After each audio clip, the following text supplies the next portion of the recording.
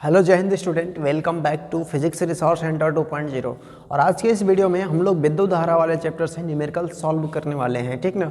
और ये न्यूमेरिकल्स मेरे हिसाब से और आपके भी तरीके से काफ़ी ज़्यादा इम्पॉर्टेंट होने वाला है, क्योंकि इसमें देखा जाए ना तो पूरे 10 वर्षों के दौरान लगभग 70 प्लस प्रश्न पूछे गए हैं इस विद्युत धारा के चैप्टर से। 70 प्लस का मतलब आप समझ रहे हो कि अगर एवरेज देखा जाए पर ईयर तो कम से कम 7 प्रश्न, और 7 प्रश्नों का मतलब समझ रहे हो आप कि आपके यूपी बोर्ड आपकी एक पेपर का ना 6 सेट बनता है।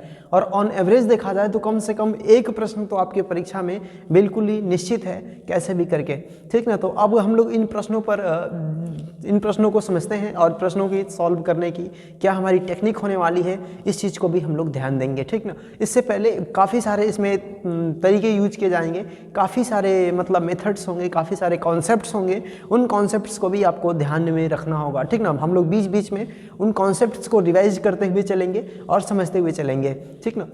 इतना सारे प्रश्न हैं तो सभी प्रश्नों को तो हम लोग सॉल्व नहीं कर सकते, क्योंकि आपके पास भी समय कम है, हमारे पास भी समय कम है। परंतु उस चीज़ के हम लोग जितने भी प्रश्न हैं ना, सभी प्रश्नों के पैटर्न को जरूर समझ सकते हैं। अगर हम उनके प्रश्न पैटर्न को अगर समझ लिए तो हमारे लिए ये प्रश्न काफ़ी ज़्यादा सिंपल हो जाएंगे और बेहतर हो जाएंगे। तो चलिए अब हम लोग शुरुआत करते हैं प्रश्नों की। जैसे हमारा जो पहला प्रश्न है वो दे रखा है, किसी विद्युत बल्ब के तंतु में 0.5 एम्पीयर की धारा 10 मिनट तक प्रवाहित होती है। परिपथ में प्रवाहित वैद्युत आवेश की गणना कीजिए। परिपथ में प्रवाहित वैद्युत आवेश की गणना कीजिए। देखिए ये पहला जो प्रश्न है ना, आपको वैद्युत धारा की परिभाषा की याद दिलाता होगा कि वैद्युत धारा कहते किसे हैं, किसी परिपथ में एकांक समय में प्रवाहित आवेश की मात्रा को वैद्युत धारा कहते हैं, या फिर आप इसी तरीके से भी कह सकते हैं आवेश प्रवाह की समय दर को वैद्युत धारा कहते हैं। ये भी प्रश्न ये अगर आपको डिफिनीशन याद है ना अगर वैद्युत धारा की, तो ये प्रश्न बहुत ही ईजी होने वाला है। आपसे कह रहा है आवेश प्रवाह की समय दर को क्या कहते हैं, वैद्युत धारा, यानी कि I इज इक्वल टू क्या होता है, Q/T होता है। यही फार्मूला होता है ना, I is equal to Q/T। अगर ये फार्मूला है तो भैया देखो इसमें दिया क्या रखा है, आपको दे रखा है कि I बराबर में 0.5 एम्पियर, यानी कि 0.5 एम्पियर की धारा प्रवाहित हो रही है। कितने समय के लिए प्रवाहित हो रही है, 10 मिनट के लिए प्रवाहित हो रही है। 10 मिनट के लिए। हमने यहाँ पर प्रति सेकंड बोला था ना परिभाषा में, तो अब इसको सेकंड में बदलिए, ठीक ना। प्रति सेकंड बोला था तो इसको सेकंड में बदलिए, तो 10 से गुणा में कितना हो जाएगा, 60, यानी 600 सेकंड हो गया। कितना हो गया, 600 सेकंड हो गया। अब देखो I का वैल्यू दे दिया और T का वैल्यू दे दिया, तो अगर यहाँ से आप वैल्यू प्राप्त करो तो आपको वैल्यू तो चाहिए किस चीज़ की, Q की। तो Q बराबर में क्वेश्चन मार्क, तो आप यहाँ से Q बराबर में क्या लिख सकते हो, IT से। Q is equal to IT से, सूत्र आगे लिख लीजिएगा। सूत्र Q is equal to IT से वैल्यू रख दीजिए भैया। I का वैल्यू 0.5 और जो T का वैल्यू आया वो कितना आया, 600। गुणा कर दीजिए तो 6 पचे कितना हो गया, 30 और डबल 0, ठीक ना। और एक अंक पे दशमलव है तो कितना आ गया, 300, यानी Q बराबर में कितना भैया आ गया, 300 कूलाम आ गया। Q बराबर में कितना आ गया, 300 कूलाम इस पर आवेश है, ठीक ना। अब देखो आपसे कहा ना कि अगर ये परिभाषा याद रही तो हमारा ये पहला प्रश्न सॉल्व हो गया, ठीक ना। ये प्रश्न है 2016 और 2019 रिपीटेड प्रश्न है, यानी कि 2 सत्रों में सेम प्रश्न पूछा गया है। अब बताओ यहाँ पर ये प्रश्न आपके लिए आसान है या कठिन है। मेरे हिसाब से तो बहुत ही आसान है, सरल है, आपको परिभाषा याद होगी इतनी। चलो अगले प्रश्न पर चलते हैं, ठीक ना। ये भी इसी प्रश्न एकदम बिल्कुल सेम फार्मूले पर है, बस वैल्यू का इंटरचेंज है। I, Q और T इन्हीं तीनों वैल्यू में से चेंज है। ये प्रश्न है 2015 की बोर्ड परीक्षा का। किसी परिपथ में प्रति मिनट 180 कूलाम आवेश प्रवाहित हो रहा है। परिपथ में बहने वाली धारा ज्ञात कीजिए, ठीक ना। देखो यानी क्या, प्रति मिनट 180 कूलाम आवेश प्रवाहित हो रहा है, यानी दूसरा प्रश्न है ना प्रति मिनट बोल रहा है, तो यानी T बराबर में क्या हो गया, 1 मिनट। और 1 मिनट का जो वैल्यू आया वो कितना आया, 60 सेकेंड आया। 1 मिनट का जो वैल्यू आया वो कितना आया, 60 सेकेंड। कितना कूलाम आवेश प्रवाहित, 180 कूलाम, यानी Q बराबर में 180 कूलाम आवेश प्रवाहित हो रहा है। और पूछ रहा है प्रवाहित धारा की गणना कीजिए, यानी I बराबर में क्वेश्चन मार्क। तो आपको भी पता है सूत्र क्या होता है, I is equal to Q/T से, I is equal to Q/T से। अब तो वैल्यू रख दीजिए, I का वैल्यू I का प्राप्त करना है, Q बराबर में 180 और बटा में जो T का वैल्यू आया वो 60, डिवाइड कर दीजिए, कितना आ गया, 3 एम्पियर। तो भैया इस परिपथ में जो धारा बहने वाली है ना वो है 3 एम्पियर की धारा प्रवाहित होने वाली है। तो आप अब इस चीज़ को याद रखिएगा। ये हमारा रहा कौन सा प्रश्न, तीसरा प्रश्न। देखो कितना छोटा छोटा सा प्रश्न है, 1 मिनट भी नहीं लगेगा आपको सॉल्व होने में। चूँकि मुझे समझाना है तो 1 मिनट से तो अधिक लगेगा, लेकिन आपको तो अब आप समझ लिए तो आपको लिखने में कितना समय लगेगा, बहुत ही लो, मतलब बहुत ही कम समय लगेगा, ठीक ना। चलो तीसरा प्रश्न देखते हैं। तीसरा प्रश्न वो दूसरे फार्मूले पर है, ठीक ना, तब हम लोग इसको मिटा देते हैं, ठीक ना। अब हम लोग आगे उस प्रश्न को देखते हैं, तीसरे वाले प्रश्न को। अब तीसरा जो प्रश्न है, एक चालक पर सामान्य अवस्था से 5 इलेक्ट्रॉन अधिक हैं, ठीक है। देखो आगे अधिक और कम, तो एक चालक पर सामान्य अवस्था से 5 इलेक्ट्रॉन अधिक है, चालक पर आवेश की मात्रा एवं प्रकृति बताइए। इलेक्ट्रॉन का आवेश 1.6 गुणा 10⁻⁻19 कूलाम है। देखो भैया एक चीज़ यहाँ पर एक और आपको कॉन्सेप्ट रिवाइज कर देना, एक और कॉन्सेप्ट रिवाइज कर दें कि आवेश जो होता है वो 2 प्रकार का होता है। कौन कौन सा होता है, एक जो होता है वो होता है ऋणावेश, एक क्या होता है ऋणावेश, और एक क्या होता है धनावेश, ठीक ना। धनावेश और ऋणावेश बनता कैसे है, तो धनावेश की अगर हम बात की चर्चा कर लें तो धनावेश कैसे बनता है, जब वो इलेक्ट्रॉन को त्याग देता है, इलेक्ट्रॉन त्याग देगा तो उस परमाणु में इलेक्ट्रॉन की कमी हो जाएगी तो वो धनावेश बन जाता है। और कोई दूसरा अगर कोई परमाणु है, अगर वो इलेक्ट्रॉन को ग्रहण कर लिया अपने अंदर और इलेक्ट्रॉन को ग्रहण कर दिया तो उसके पास ज़्यादा इलेक्ट्रॉन हो जाता है, तो उस पर नेगेटिव चार्ज आ जाता है, तो ऋणावेश कहलाता है, अर्थात उसके अंदर इलेक्ट्रॉनों की अधिकता हो गई। तो पहले ही प्रश्न में बोल दिया है कि उसकी सामान्य अवस्था से 5 इलेक्ट्रॉन अधिक हैं। सामान्य अवस्था से कितने इलेक्ट्रॉन अधिक है, 5 इलेक्ट्रॉन। तीसरा प्रश्न है ना, तो n बराबर में क्या रख देंगे, 5 इलेक्ट्रॉन। n बराबर में क्या लिख लेंगे वैल्यू आप, 5 इलेक्ट्रॉन, और सामान्य अवस्था से है, ठीक ना। तो सामान्य अवस्था पर अगर किसी परमाणु पर जो आवेश होता है, ठीक, किसी पदार्थ पर आवेश होता है वो E बराबर में कितना होता है 1.6 गुणा 10⁻⁻19 कूलाम होता है। ये भैया आपको पता है, ठीक ना।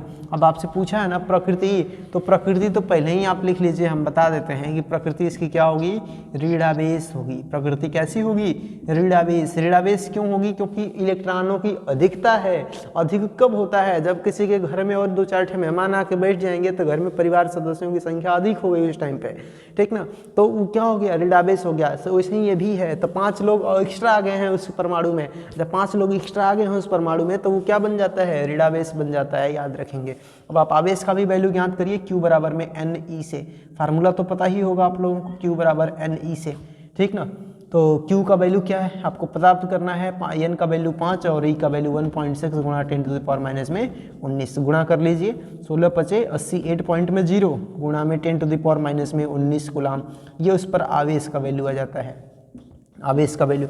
ये प्रश्न जो है ये किस परीक्षा का है, 2019 की परीक्षा का है। देखो कितना इजी प्रश्न है, कितना इजी प्रश्न है, कितना बेहतर है। और आप बताओ इससे आसान प्रश्न क्या आपकी परीक्षा में आएगा भी क्या, इससे आसान और भी प्रश्न ही क्या होगा, इससे आसान प्रश्न तो यही होगा, आवेश का मात्रक बताइए, विद्युत धारा का मात्रक बताइए, ठीक ना। लेकिन वो भी जानता है कि आप लोग कितना पढ़े हो, तो आपसे वो वैसे प्रश्न नहीं पूछेगा, ठीक ना। चलो आगे चलते हैं चौथे प्रश्न पर। चौथा प्रश्न भी कुछ इसी प्रकार से है, ठीक है, इसी प्रकार से इसी फार्मूले पर है। चौथा प्रश्न, किसी चालक का कुल आवेश 8 गुणा 10⁻⁻19 कूलाम है, यानी कि आवेश का ही वैल्यू दे रखा है 8 गुणा में 10⁻⁻19 कूलाम, ठीक ना। ये जो प्रश्न है ना ये 2014 की बोर्ड परीक्षा का है, ठीक ना। और आपसे ये कह रहा है कि यह ऋणात्मक है, ये क्या है, ऋणात्मक है, ये आपसे पूछ रहा है यह कैसा है, ऋणात्मक है। अगर यह ऋणात्मक प्रकृति का है तो इस पर सामान्य अवस्था से कितने इलेक्ट्रॉन अधिक हैं, यानी कि n का वैल्यू बताइए। फिर से देखो ऋणात्मक की बात की है ना, ऋणावेशित की बात, ऋणात्मक है या ऋणावेश कहिए, तो ऋणावेश का मतलब ज़्यादा इलेक्ट्रॉन है, उसके घर में ज़्यादा इलेक्ट्रॉन आ गए हैं। जब ज़्यादा इलेक्ट्रॉन आ गए हैं यानी कि n का वैल्यू आपको प्राप्त करना है। फिर से फार्मूला Q बराबर में NE से, ठीक ना। देखो Q का वैल्यू रख दीजिए 8 गुणा 10⁻⁻19 और n का वैल्यू आपसे पूछ रखा है। और सामान्य अवस्था में जो इलेक्ट्रॉन पर आवेश होता है जिसे हम लोग मूल आवेश कहते हैं वो कितना होता है 1.6 गुणा 10⁻⁻19 कूलाम होता है। तो आप लोग इससे डिवाइड करिए, देखो 10⁻19 से 10⁻19 क्या हो गया, कट गया, तो n का जो वैल्यू आएगा 8/1.6, ठीक ना भैया। देखो अब क्या होगा, ये 80/16 हो जाएगा और 16 पचे 80, 5, तो n बराबर में कितना आ गया, 5 इलेक्ट्रॉन आ गया, अर्थात उस पर कितने इलेक्ट्रॉन अधिक हैं, 5 इलेक्ट्रॉन। भैया इसमें भी तो 5 ही इलेक्ट्रॉन दिया था, इसमें कितना दे दिया आपको, इसमें भी 5 इलेक्ट्रॉन, ठीक ना। तो ये अब आप लोग याद रखेंगे। तो इस पर जो है जो आवेश है सामान्य अवस्था से 5 इलेक्ट्रॉन अधिक हैं, ठीक ना। देखो आंसर भी बिल्कुल सेम क्वेश्चन है भाई, बिल्कुल सेम है, मतलब इसका ऑपोजिट ये, ठीक ना। मतलब परंतु है क्या, आपसे पूछ रखा है अलग अलग सत्रों में, उसी प्रश्न को तोड़ मोड़ करके कैसे भी पूछ रखा है, ठीक ना। अब तो हमको मिटाना, चलिए मिटा देते हैं। अब एक और प्रश्न दे रखा है, एक कूलाम आवेश में इलेक्ट्रॉनों की संख्या कितनी होती है। ये 2018 का प्रश्न है, ठीक ना। एक कूलाम आवेश में इलेक्ट्रॉनों की संख्या कितनी होती है, तो यहीं पर लगा देते हैं इसको भी।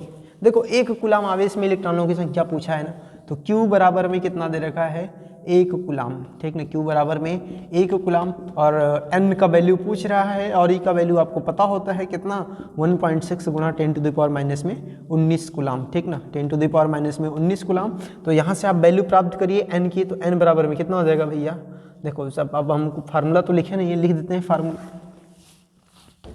फार्मूला लिखते हैं।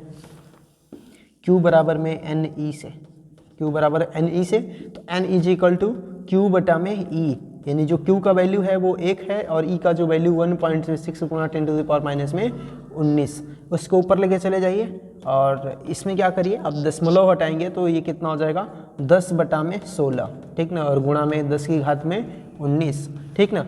अब देखिए जब आप इसको डिवाइड करेंगे तो 16 से 10 में भाग दे दीजिए, तो 0.16 6 96, 16 दूना 32, 16 5 80, खत्म। इतना भाग दे लिए हम लोग, इतना ही आएगा भाग देने पे। तो 0.625 गुणा 10 की घात में कितना हो गया, 19, और दशमलव के एक स्थान उधर खिसका दीजिए, तो 6.25 गुणा 10 की घात में 18 इलेक्ट्रॉन, ठीक ना। 18 इलेक्ट्रॉन में कूलाम लिखने जा रहा था, इलेक्ट्रॉन। देखिए भाई चुटकी बजाते हुए ये प्रश्न सॉल्व हो गए। कितने प्रश्न, 5 प्रश्न आपके तो बिल्कुल सॉल्व हो गए बिना किसी दिमाग का। दो फार्मूला याद रखना था। कौन कौन सा, एक है जो Q बराबर में NE फार्मूला याद रखना था, और दूसरा जो formula I is equal to Q बटा में T। इन 2 फार्मूले पर आपके 5 प्रश्न निपट गया। देखो कितना में पूछा है, 2016, 19, 15, 19, 14 में, मतलब 2014 से 19 के बीच में हम लोग 5 प्रश्न सॉल्व कर लिए 2 फार्मूले पे। कितना ईजी प्रश्न है, ठीक है। चलो अब अगले प्रश्न पे चलते हैं कि अगला प्रश्न हमारा कौन सा होने वाला है। वो अगला प्रश्न जो है वो भी N का ही प्राप्त करना है। अब इन दोनों फार्मूलों को मिला करके वो प्रश्न है, ठीक ना। तो अब मैं इसको मिटाता हूँ, ठीक ना। देखो क्या प्रश्न दे रखा है, कह रहा है एक चालक में 10 एम्पियर की धारा बह रही। छठा प्रश्न है, ये 2017 और 2020 की परीक्षा का प्रश्न है, रिपीटेशन प्रश्न है, ठीक ना। एक विद्युत चालक में 10 एम्पियर की धारा बह रही है, यानी I बराबर में 10 एम्पियर की धारा बह रही है। चालक में प्रति सेकंड बहने वाले इलेक्ट्रॉनों की संख्या बताइए, यानी कि T बराबर में 1 सेकंड, प्रति सेकंड बोल रहा है ना, तो T बराबर में 1 सेकंड। और क्या ज्ञात करना है आपको, इलेक्ट्रॉनों की संख्या ज्ञात करनी है। और आपसे क्या कह दिया, इलेक्ट्रॉन का जो आवेश है वो 1.6 गुणा 10⁻⁻19 कूलाम है, ये आपसे कह दिया। देखो भैया ध्यान दो इसमें, इस प्रश्न को ध्यान दो। जैसे अगर आप इस प्रश्न को ध्यान देंगे ना तो बिल्कुल ईजी है भाई प्रश्न, इसमें और कुछ ज़्यादा दिमाग नहीं लगाना है। आप पढ़े थे Q बराबर में NE, पढ़े थे ना, इसको ऐसे मान लो। और एक का दूसरा पढ़े थे Q बराबर में IT माने पढ़े थे, समीकरण 2 मान लो। क्या करेंगे, 1 और 2 से, दोनों Q के बराबर है तो NE का जो वैल्यू होगा ना वो किसके बराबर होगा, I और T के बराबर होगा। NE का वैल्यू IT के बराबर होगा। वैल्यू रख लीजिए, I का वैल्यू, तो पहले N का वैल्यू आपको प्राप्त करना है, तो N गुणा में जो E का वैल्यू है 1.6 गुणा 10⁻⁻19 बराबर I का वैल्यू कितना है, 10 एम्पियर है। T का वैल्यू कितना है, 1 है। तो आपको कहिए किस चीज़ का वैल्यू, N का वैल्यू चाहिए ना, तो N का वैल्यू चाहिए तो ये इसका डिवाइड हो जाएगा। तो मैं इसको यहाँ पर लिख देता हूँ, तो N इज इक्वल टू 10/1.6 गुणा 10⁻⁻19, ठीक ना। अब देखो इसको डिवाइड करेंगे तो N बराबर में कितना हो जाएगा, ये 100 बटा में 16 लिख लेंगे, गुणा में 10⁻⁻19। कहोगे ये कैसे आ गया, तो सब छोटे बच्चों का खेल है, आप लोग जानते हैं। 16 छके 96, 16.6 फिर कितना, 4 बजे 40 100 6 2 5 ऐसे ही आएगा। N बराबर में गुणा में 10 की घात में 19 इलेक्ट्रॉन। भैया देखो कितना इजी प्रश्न है, कितना इजी प्रश्न है। और इससे इजी क्या आएगा, इससे इजी क्या आएगा अगर इसको सॉल्व नहीं कर रही है लोग तो। N इज इक्वल टू 6.25 गुणा 10 की घात में 19 इलेक्ट्रॉन, ठीक ना, इस पर होंगे। ये आपका आंसर आ गया। कितना इजी प्रश्न है, बस 2 फार्मूलों को मिलाना था, उन्हीं को सॉल्व कर लेना था। अब देखो इसमें अगला जो ये प्रश्न है ना, ये 2017 और 20 दोनों की परीक्षाओं का है। हम लोग चलते हैं 7वें प्रश्न पर, ठीक ना। ये कौन से नंबर का था भैया? छठे नंबर का था। हम लोग जो 7वां प्रश्न है ना, वो 7वां प्रश्न क्या कह रहा है आपसे कि 2 ओम, 3 ओम तथा 6 ओम के प्रतिरोधों को किस प्रकार समायोजित करेंगे कि संयोजन का कुल प्रतिरोध 4 ओम हो तथा 1 ओम हो। ठीक ना, देखो आपसे इसमें 2 ही प्रश्न पूछ लिए, प्रश्न तो एक ही है लेकिन इसमें 2 कैटेगरी में डिवाइड करूंगा। कह रहा है कि 2 ओम, 3 ओम तथा 6 ओम के प्रतिरोध है। ठीक ना, यानी कि अगर मान लिया जाए माना प्रतिरोध, ठीक ना, माना प्रतिरोध, क्या मान लेते हैं भैया? R1, R2 तथा R3 है। R1, R2 तथा R3 है, इस प्रकार से मान लेते हैं। R3 मान लिए ना, तो R1 बराबर मान लीजिए 2 ओम है, R2 बराबर मान लीजिए कि 3 ओम है और R3 बराबर मान लीजिए 6 ओम है। यही आपसे कह रहा है और कह रहा है कि इनको किस प्रकार संयोजित करेंगे कि संयोजन का जो कुल प्रतिरोध है वो क्या है? 4 ओम है। यानी कि पहला जो आंसर है वो कितना है? 4 ओम है। ठीक ना, और जो दूसरा है वो भैया कितना? 1 ओम है। आपको यहाँ पर एक बेहतरीन ट्रिक देना, प्रतिरोधों की एक बेहतरीन ट्रिक देंगे। इस ट्रिक में क्या है, अगर किसी भी परिपथ में अगर कई सारे प्रतिरोध लगे हों, ठीक ना, या फिर आपको प्रतिरोध लगाना हो और आपको प्रतिरोधों का तुल्य प्रतिरोध चाहिए और वो भी न्यूनतम चाहिए ना, तो उनको समांतर क्रम में जोड़ दो। अगर तुल्य प्रतिरोध न्यूनतम चाहिए तो समांतर क्रम में जोड़ दो और तुल्य प्रतिरोध अधिकतम चाहिए तो श्रेणी क्रम में जोड़ दो। ठीक ना, ये आप ट्रिक याद रखना। अब देखो यहाँ पर इनमें दिमाग लगाते हैं कि R1 का वैल्यू 2, R2 का वैल्यू 3, R3 का वैल्यू 6, हमको पहला 4 मिल रहा है, इसके ये 1 मिल रहा है, यानी कि इसको समांतर क्रम में जोड़ सकते हैं। इसको क्या श्रेणी क्रम में जोड़ देंगे तो 4 आएगा। देख लेते हैं, 3, 2, 5, 6, 11 ओम ना, काम नहीं चलने वाला। अर्थात अब हमको अभी उससे भी कम है ना, यानी 11 ओम तो इनके श्रेणी क्रम में आ रहा है और हमने कहा कि अधिकतम के लिए श्रेणी क्रम में जोड़ेंगे। लेकिन ध्यान दो इधर भी कि अब ऐसा करते हैं कि ये जो दोनों बड़का वाले हैं इन सबको न्यूनतम कर देते हैं, इन सबको क्या कर देते हैं? न्यूनतम कर देते हैं और इनका जो वैल्यू आएगा इसमें ऐड कर देंगे तो आ जाएगा बिल्कुल। ठीक ना, तो अब हम लोग पहले प्रश्न को सॉल्व करते हैं। ठीक ना, पहले प्रश्न को सब सॉल्व करेंगे तो देखो क्या आएगा चीज़ें कि यहाँ पर हम लोग R2 तथा R3 को समांतर क्रम में जोड़ देते हैं। कौन से क्रम में जोड़ेंगे? समांतर क्रम में जोड़ने पर। लिख लेना आप, समांतर क्रम में जोड़ने पर। और जैसे ही मान लेते हैं वो R डैश है तो 1/में, R डैश बराबर में कितना हो जाएगा? 1/3 + 1/6। तो R डैश का जो वैल्यू आएगा ना वो 3 गुणा में 6/3 + में 6 आ जाएगा, यानी कि 6 3 18 और बटा में 6 3 9, यानी 2 ओम आ गया। भैया बचा तो 2 ओम आ गया, इन दोनों का इक्विवेलेंट आ गया 2 ओम और 2 ओम 4 ओम। ठीक ना, अर्थात अब R डैश व R को श्रेणी क्रम में जोड़ दीजिए। किस क्रम में जोड़ दीजिए? श्रेणी क्रम में जोड़ दीजिए। अगर उनको श्रेणी क्रम में जोड़ देंगे तो R बराबर में कितना मिल गया आपको? देखो R डैश और प्लस में R डैश का वैल्यू 2 और R डैश व R1 को, ठीक ना, R1 है तो R1 लिखेंगे, R1 को श्रेणी क्रम में। R dash plus R1, 2 plus में 2 कितना आ गया? 4 ओम। पहले का आंसर आ गया। ठीक ना, अब चलो दूसरे वाले को यहाँ पर हम लोग सॉल्व कर देते हैं। दूसरे वाले को यहाँ पर एकदम बिल्कुल लोवेस्ट, सबसे न्यूनतम प्रतिरोध मिल रहा है, तो श्रेणी क्रम में किसी को जोड़ने का कोई भी सवाल नहीं है। हम सभी तीनों को किस में जोड़ देते हैं? समांतर क्रम में जोड़ देते हैं, यानी कि R1, R2 तथा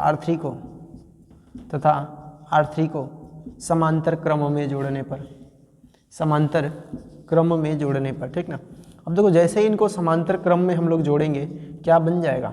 R बराबर में R1 + R2 + R3, यानी कितना हो जाएगा आपका? 2 3 सॉरी समांतर क्रम में जोड़ रहे हैं तो समांतर क्रम में इस प्रकार से नहीं जोड़ेंगे, फार्मूला यूज करेंगे। ठीक ना, कितना? 1/R = 1/, में कितना लिख देंगे? R1 + 1/R2 + 1/R3, वैल्यू रख लीजिए 1/2 + 1/3 + 1/6। एलसीएम ले लो भैया, कितना हो गया? 6। ये कितना? 3 + 2 + में 1, देख लो 3 2 5 और 1 6/6, यानी कि कितना आ गया? 1 ओम आ गया। कितना इक्विवेलेंट आ गया? 1 ओम आ गया। और ये 1 ओम जो आता है ना, ये किसके बराबर आता है? R बराबर आता है। इतना आप लोग सॉल्व कर लेना, बाकी थोड़ा स्पष्ट नहीं लिखे हैं लेकिन समझ लेना। R बराबर में कितना आ गया? 1 ओम प्रतिरोध आ गया। तो हमारा ये दोनों प्रश्न सॉल्व हो गया। कितना इजी प्रश्न है, लेकिन थोड़ा सा इसमें दिमाग लगाना था। इस पर प्रतिरोध कई सारे प्रश्न पूछते हैं इन प्रतिरोधों के संयोजन पर, अधिकतम प्रतिरोध और न्यूनतम प्रतिरोध के लिए। तो ये हमारा हो गया 7वां प्रश्न। चलते हैं अब हम लोग 8वें प्रश्न की तरफ। 8वां प्रश्न जो है 2020 और 2022 दोनों की परीक्षाओं में पूछा गया है। देखो कितना ज़्यादा इंपॉर्टेंट होने वाला है ना। अब हम लोग 8वां प्रश्न देखते हैं। 8वां प्रश्न 2020 और 2022 दोनों बोर्ड परीक्षाओं में पूछा गया है। मैं पढ़ता हूँ। 2 ओम, 3 ओम तथा 5 ओम के प्रतिरोधों को श्रेणी क्रम में जोड़ा गया है। यदि संयोग के दोनों सिरों पर 30 वोल्ट का विभवांतर लगा हो तो प्रत्येक प्रतिरोध के सिरों के बीच विभवांतर ज्ञात कीजिए तथा 3 ओम प्रतिरोध से उत्पन्न ऊष्मा की गणना भी कीजिए। ठीक ना। देखो कितना इजी प्रश्न है। इजी तो है लेकिन मेरे लिए, आपके लिए क्या है मुझे नहीं पता। ठीक ना। अब देखो श्रेणी क्रम में जोड़ा गया है ना। श्रेणी क्रम में कैसे प्रतिरोध जुड़ते हैं? कुछ इस प्रकार से करके जुड़ते हैं, कुछ इस प्रकार से करके जोड़ते हैं। मैंने भी जोड़ लिया। देखो जब आप एक अपने पास एक डायग्राम बना लोगे ना तो आपको चीज़ें समझ में आएगी। इसमें 30 वोल्ट का भी विभवांतर लगा हुआ है, एक सेल जोड़ देते हैं। ठीक ना, माइनस और प्लस इस प्रकार से करके। ठीक ना। एक कितना है 2 ओम है, 3 ओम है और 5 ओम है। ये कितना है 2 ओम है और ये कितना है 3 ओम है और ये कितना है 5 ओम का प्रतिरोध है। इसके सिरों पर कितने वोल्ट का भी विभवांतर लगा हुआ है? 30 वोल्ट का भी विभवांतर लगा हुआ है। ठीक ना। और आपसे पूछ रहा है कि प्रत्येक प्रतिरोध के सिरों के बीच विभवांतर ज्ञात कीजिए। देखो भैया आपको पता होगा ना, श्रेणी क्रम है। श्रेणी क्रम में किसका वैल्यू सेम होता है? जो करंट निकलती है ना, जो आई का वैल्यू होता है वो सभी प्रतिरोधों में समान होता है। लेकिन सभी प्रतिरोधों के सिरों के बीच जो विभवांतर का वैल्यू होता है ना वो अलग अलग होता है। ठीक ना। यानी कि 2 ओम प्रतिरोध के सिरों के बीच मान लेते हैं विभवांतर V1 है तो वो अलग होगा। 3 ओम के सिरों के बीच विभवांतर मान लेते हैं V2 है, ये अलग होगा। और जो ये 5 ओम प्रतिरोध है इसके सिरों के बीच विभवांतर मान लेते हैं V3 है, ये प्रतिरोध अलग होगा। ठीक ना। यानी कि हमारे पास तीनों के सिरों के बीच प्रतिरोध जो होंगे अलग अलग होंगे। सेम किसका वैल्यू होगा? वो होगा धारा का मान। ठीक ना। धारा का जो मान होगा तीनों प्रतिरोधों में सेम होगा। तो हम लोग ऐसा करते हैं कि पहले तीनों प्रतिरोधों का तुल्य प्रतिरोध ज्ञात करते हैं। जैसे ही हमें तुल्य प्रतिरोध मिलेगा हम वैद्युत धारा की गणना कर लेंगे। तो यहाँ पर मैं लिखता हूँ कि 2 ओम, 3 ओम तथा 5 ओम का तुल्य प्रतिरोध है। ठीक ना। या फिर डायरेक्टली लिखते हैं हम लोग तुल्य प्रतिरोध, संयोजन का तुल्य प्रतिरोध, संयोजन का तुल्य प्रतिरोध। देखो जो संयोजन का तुल्य प्रतिरोध आएगा वो किस क्रम में? सभी प्रतिरोध श्रेणी क्रम में है तो R बराबर में 2 ओम प्लस में कितना होगा 3 ओम और प्लस में 5 ओम। ठीक ना। यानी कि 3 2 5 और 5 10 ओम आ जाता है। तीनों का तुल्य प्रतिरोध आ जाता है। ठीक ना। और जब से ही आपको R का वैल्यू मिला और आपको V का वैल्यू दे रखा है 30 वोल्ट, V का वैल्यू जो दे रखा है 30 वोल्ट, तो I का वैल्यू ज्ञात करेंगे कितना हो जाएगा V बटा में R। ये आप ओम का नियम पढ़े हुए हो। ठीक ना। तो V का वैल्यू कितना रखोगे? 30 वोल्ट है ना, तो 30 और बटा में R का वैल्यू 10। यानी कि जो धारा का वैल्यू मिलता है वो कितना मिला आपको? 3 एम्पियर। यानी इस पूरे संयोजन में जो धारा बह रही है वो कितनी धारा बह रही है? 3 एम्पियर की धारा बह रही है। अभी आपको धारा का मान पता चला है। लेकिन एक बात याद रखना, ये हमारा आंसर नहीं है। हमसे ये पूछ रखा है 2 ओम के सिरों के बीच विभवांतर, यानी V1 का वैल्यू कितना होगा, V2 का वैल्यू कितना होगा और V3 का वैल्यू कितना होगा।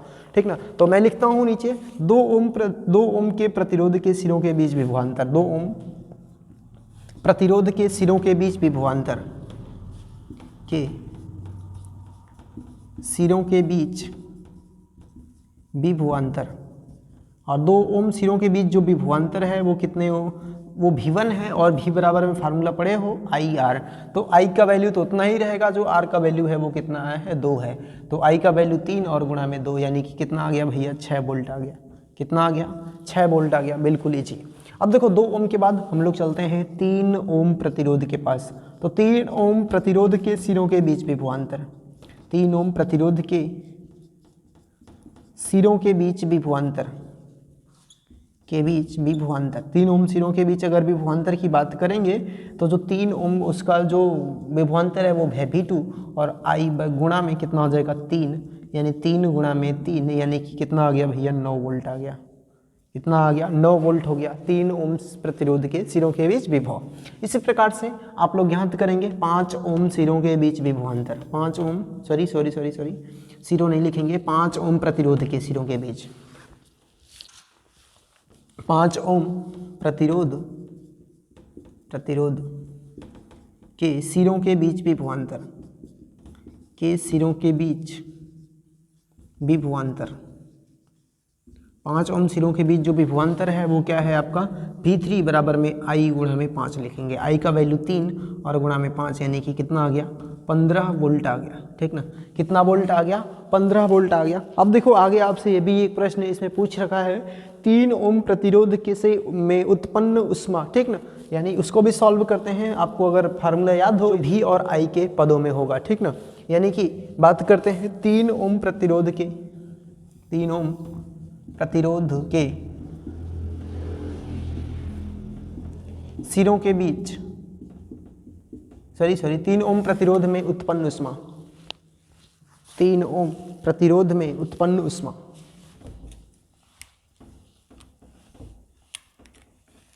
प्रतिरोध में उत्पन्न उष्मा, उत्पन्न उष्मा की बात करेंगे तो P बराबर में क्या होता है, फार्मूला VI। P बराबर में जो फार्मूला होता है वो क्या होता है, हमारा VI होता है। VI, V क्या होता है, उसमें उत्पन्न जो विभव होता है वो होता है, और I का वैल्यू क्या होता है, उसका करंट, उसमें कितनी करंट जा रही है। तो अगर हमसे कितना पूछ रहा है 3 ओम, तो 3 ओम प्रतिरोध के सिरों के बीच को जो विभव है वो कितना है, 9 वोल्ट है। जो धारा इसमें जा रही है वो कितना जा रही है, 3 एम्पियर, यानी कि 9 3 27। ठीक ना, 9 3 क्या हो गया, 27, और ये किस में आएगा भैया, जूल प्रति सेकेंड। ठीक ना, 9 3 27 जूल प्रति सेकेंड। जूल प्रति सेकेंड को ही हम लोग क्या कहते हैं, वाट कहते हैं। तो 27 वाट। ठीक ना, ये इसमें उत्पन्न क्या हो गई, उष्मा की मात्रा हो गई। ये अब आप लोग चीज़ें याद रखेंगे। ठीक ना, तो अब मैं उम्मीद करता हूँ कि आपको ये जो 8वां क्वेश्चन है ये समझ में आया होगा। ठीक ना, तो अब लोग हम इसके आगे की बात करते हैं 9वें प्रश्न की। जो 9वां प्रश्न है वो हमारे 2018 की बोर्ड परीक्षा का है। ठीक, 9वां प्रश्न जो है 2018 की बोर्ड परीक्षा का है वो क्या है कि दो प्रतिरोधों के, ठीक ना, दो प्रतिरोधों को श्रेणी क्रम में जोड़ने पर उनका तुल्य प्रतिरोध 25 ओम आता है, और इनको समांतर क्रम में जोड़ने पर तुल्य प्रतिरोध 4 ओम आता है। प्रत्येक तार का प्रतिरोध ज्ञात कीजिए। ठीक ना, अब देखिए यहाँ पर ये 9वां प्रश्न है और बिल्कुल कितना है, सिंपल सा प्रश्न है। कुल इसमें हम लोग 10 क्वेश्चन सॉल्व करेंगे और ये हम 9वां क्वेश्चन सॉल्व करने जा रहे हैं। ठीक ना, अब मैं इसको मिटा देता हूँ। ठीक, देखिए 9वां प्रश्न क्या करा है कि दो विद्युत प्रतिरोधों को श्रेणी क्रम में जोड़ने पर उनका तुल्य प्रतिरोध 25 ओम आता है। यदि इनको समांतर क्रम में जोड़ने पर इनका तुल्य प्रतिरोध 4 ओम आता है तो प्रत्येक तार का प्रतिरोध ज्ञात कीजिए। 2018 का प्रश्न है। मान लेते हैं माना प्रतिरोध R1 तथा R2 है, माना प्रतिरोध R1 तथा R2 है। ठीक ना, R2 है। अब देखिए माना प्रतिरोध R1 और R2 हमने मान लिया, इनको जब समांतर क्रम में जोड़ा जाता है तो तुल्य प्रतिरोध 25 ओम आता है। ठीक ना, श्रेणी क्रम में जोड़ते हैं। ठीक ना, श्रेणी क्रम में जोड़ते हैं तो तुल्य प्रतिरोध कितना आता है, श्रेणी क्रम में जोड़ने पर, श्रेणी क्रम में जोड़ने पर। ठीक ना, और जैसे ही श्रेणी क्रम में जोड़ेंगे तो प्रश्नानुसार हम लोग लिख लेते हैं। प्रश्नानुसार कितना हो जाएगा आपका, श्रेणी क्रम में R = R1 प्लस में R2 होता है। R1 प्लस में R2, तुल्य प्रतिरोध दे रखा है प्रश्न में 25, तो 25 = R1 प्लस में R2। ये वैल्यू समीकरण नंबर 1 मान लीजिए। समांतर क्रम में जोड़िए, समांतर क्रम में जोड़ने पर, समांतर क्रम में जोड़ने पर, समांतर क्रम में जैसे ही इसको जोड़ते हैं तो जो तुल्य प्रतिरोध आता है कितना, 1/R = 1 में R1 प्लस में 1 में R2। और समांतर क्रम में जोड़ने पर तुल्य प्रतिरोध 4 ओम आता है, तो कितना हो गया, 1/4 = 1 में R1 प्लस में 1 में R2। अब आप इसको सॉल्व करिए। ठीक ना, तो अगर सॉल्व करेंगे तो ये कितना हो जाएगा, सीधे सीधे मैं लिखता हूँ कि R1 R2 बटा में R1 प्लस में R2 का जो वैल्यू आएगा वो 4 के बराबर आएगा। ठीक ना, और जैसे ही आप समीकरण 1 से मैं इसको सॉल्व करता हूँ, यहाँ पर लिखते हैं समीकरण 1 से। ठीक ना, समीकरण 1 से R1 प्लस R2 का जो वैल्यू है वो कितना आता है, 25 आता है। ठीक ना, तो 4 = R1 R2 बटा में कितना हो गया, 25। यानी सीधे सीधे देखा जाए तो यहाँ पर 25 में 4 का गुणा हो जाएगा, और 25 में 4 का जब गुणा होगा तो ये कितना हो जाएगा, 100 हो जाएगा। ठीक ना, 100 बराबर में R1 × में R2। ये समीकरण 2 बना है हमारा। अब देखिए आपके पास 2 समीकरण बने हैं, 25 = R1 प्लस R2, दूसरा 100 = R2। ठीक ना, हमारे पास जब दो समीकरण बने हम क्या करते हैं, इनको सॉल्व करके हमें R1 और R2 का वैल्यू ज्ञात करेंगे। मेरे अनुसार अब ये द्विघात समीकरण बनने जा रहा है, क्वाड्रेटिक इक्वेशन बनने जा रहा है। तो अब हम लोग क्या करते हैं कि यहाँ से एक वैल्यू R2 का वैल्यू प्राप्त करते हैं। तो R2 का वैल्यू ज्ञात करेंगे 100 बटा में क्या हो जाएगा, R1 हो जाएगा। R2 का वैल्यू जैसे ही ज्ञात करेंगे कितना हो जाएगा, 100 बटा R1। इस वैल्यू को उठा करके हम समीकरण नंबर 1 में रख देते हैं। ठीक ना, तो यहाँ पर पुनः लिखते हैं समीकरण 1 में R2 का मान रखने पर, समीकरण 1 में R2 का मान रखने पर जैसे ही समीकरण 1 में हम लोग R2 का मान रखेंगे तो कितना हो जाएगा, 25 इज इक्वल टू R1 और प्लस में 100 बटा में R1। हम लोग क्या करते हैं, इसका एलसीएम ले लेते हैं। एलसीएम लेंगे तो ये कितना हो जाएगा, 25 R1 is equal to R1 का स्क्वायर प्लस में 100। ठीक ना, ये हमने डायरेक्टली लिखा। अब इसको इधर कर लेते हैं तो कितना हो जाएगा, R1 का स्क्वायर माइनस में 25 R1 और प्लस में 100 इज इक्वल टू 0। ठीक ना, अब हम हमारे पास एक ऐसा दो ऐसे मूल्य चाहिए। ठीक ना, दो ऐसे मूल्य चाहिए जिनका जो योगफल अथवा उनका जो योगफल के अलावा, ठीक ना, उनका जो योगफल जो होना चाहिए वो 25 आना चाहिए। उन्हें गुणा करने पर वो कितना आना चाहिए, 100 आना चाहिए। ठीक ना, तो हम लोग अगर देखते हैं तो कितना हो जाएगा आपका, R1 का स्क्वायर माइनस में 20 और 5 ले सकते हैं, 20 R1 माइनस में 5 R1 प्लस में 100 इज इक्वल टू 0। यानी अब देखिए जैसे ही हमने किया 20 R1 माइनस में 5 R1 प्लस में 100, तो 20 और 5 25 हो जाएगा। 20 और 5 का गुणा कराएंगे तो कितना हो जाएगा, 100 R1 का स्क्वायर हो जाएगा। ठीक ना, तो अब हम लोग इसके आगे सॉल्व करते हैं। यहाँ से R1 कॉमन आउट करेंगे, तो जैसे ही R1 कॉमन आउट करेंगे तो क्या बचेगा, R1 माइनस में, यहाँ जैसे R1 कॉमन करेंगे तो 20 बच जाएगा, तो R1 माइनस में 20। यहाँ से माइनस में 5 कॉमन कर लेंगे तो ये कितना, R1 माइनस में ये भी कितना बचेगा, 20 बचेगा। ठीक ना, और ये आप लोग बहुत ईजी तरीके से समझते हो। तो R1 माइनस में 20, ठीक ना, इज इक्वल टू 0। अब देखिए सही है, इज इक्वल टू 0। अब यहाँ से R1 माइनस में 20 कॉमन कर लीजिए, तो R1 माइनस में 20 कॉमन कर लेंगे, ये कितना बच जाएगा आपका, R1 माइनस में 5 बराबर में 0। अब आपके पास दो चीज़ें हैं, ए आप एक बराबर R1 के बराबर इस किसी को बारी बारी से 0 रख लीजिए। तो R1 माइनस में 20 बराबर में 0, तो R1 बराबर में कितना मिलता है, 20 ओम मिलता है। ठीक ना, अगर R1 बराबर में 20 ओम है तो समीकरण 1 से R2 का वैल्यू कितना होगा, R2 का वैल्यू, R1 अगर 20 है तो R2 का वैल्यू 5 मिलेगा। ठीक ना, इस समीकरण 1 से, ठीक ना, कितना हो जाएगा आपका, R2 बराबर में 5 ओम आ जाएगा। ठीक ना, 5 ओम। अब याद रखिएगा, यदि यहाँ पर ये लिखेंगे, यदि R1 माइनस में 20 बराबर में 0 तो R1 बराबर में 20 ओम तथा R2 बराबर में 5 ओम। और पुनः यदि R1 माइनस में 5 इज इक्वल टू 0, अगर तो R1 बराबर में कितना आ जाएगा, 5 ओम। जब R1 अगर 5 है तो पुनः समीकरण 1 से तो जो R2 का वैल्यू मिलेगा वो कितना मिलेगा आपका भैया, 20 ओम मिल जाएगा, घटा देंगे तब। ठीक ना, कितना मिल जाएगा, 20 ओम। तो ये रहा आपका फाइनल आंसर, यानी एक 5 रहेगा तो दूसरा 20, बस इसमें यही इंटरचेंज आता है। ठीक ना, ये द्विघात से क्वाड्रेटिक इक्वेशन से सॉल्व होगा, क्योंकि ये हमें नहीं पता है कि R1 का वैल्यू 20 है कि R2 का वैल्यू 5 है। ठीक ना, तो ये आप याद रखिएगा। तो मेरे हिसाब से ये जो 9वां प्रश्न था काफ़ी इंटरेस्टिंग था। ठीक ना, आपको यहाँ पर इस टेक्निक का, इस तरीके का इस्तेमाल करना पड़ेगा। अगर आपने यहाँ तक कर लिया, ठीक ना, यहाँ तक कर लिया तो बिल्कुल ईजी है, इसके बाद कुछ भी नहीं करना है, अगर आपको द्विघात समीकरण मिल जाता है तब। ठीक ना, तो उम्मीद करते हैं आपको ये 9वां प्रश्न भी समझ में आया होगा। ये जो प्रश्न था 2018 की बोर्ड परीक्षा का था।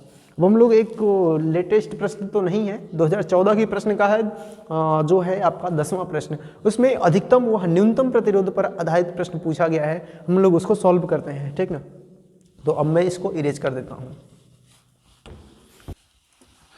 ठीक है, अगला जो प्रश्न दे रखा है वो क्या है, दो प्रतिरोधों के मान क्रमशः 6 ओम तथा 3 ओम है, इनके संयोजन से बनने वाले अधिकतम व न्यूनतम प्रतिरोध की गणना कीजिए। ठीक ना, मतलब आपके पास दो प्रतिरोध दे रखे हैं, मान लेते हैं कि एक R1 बराबर में 6 ओम दे रखा है और R2 बराबर में 3 ओम दे रखा है। इतना सिंपल प्रश्न है, आपसे पूछ रहा है कि इनके संयोजन से बनने वाले अधिकतम प्रतिरोध और न्यूनतम प्रतिरोध की गणना कीजिए। ठीक ना, तो अधिकतम तुल्य प्रतिरोध के लिए,